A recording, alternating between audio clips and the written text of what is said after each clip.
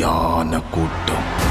Ofiifu tuuta arbaati. Inda kudhateeto pagacho. Ofirraa deebisuus ta'e waliin morkullee hin dandeessu. Kosaan baay'ee hedduudha. Waraana fakkaatu. Toonni kun gara biyya keenya yoo dhufan hundumaa daaraatti deebi'u. Namoonni dhibbi sun isa miti kan hin deeggaran. Isaatu isaan deeggara. Sultan.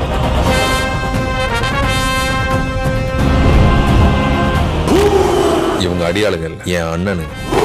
Isaan shiftoota miti. Naaf obboleewwan kooti. Anaan shiftoonni nan sodaachisan. Ceekoo eeggat deebisi. Ammallee immoo ammallee mana siriif rabaas. Ni waraana guutuu mo'uu nan danda'a. Garuu maaliif akkan sodaadhu hin beeku.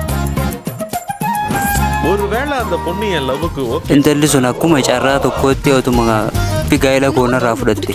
Sin jaalladhu sin jeefa. Baalagee badeesi. Biyyoo sana hin fedhu hin barbaadu. Waan kana kan raawwattuuf intala sana jechaafeeti.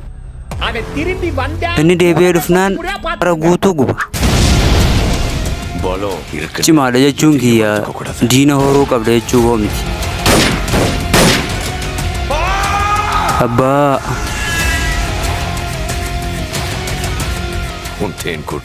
Bakka kee bu'ee anis yeroo hunda dhagaanan darbadha.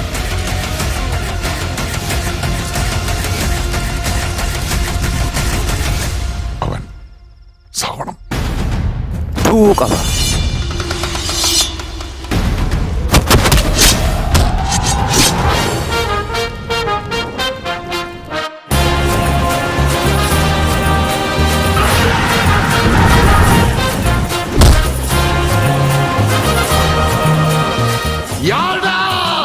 Eenyu ati?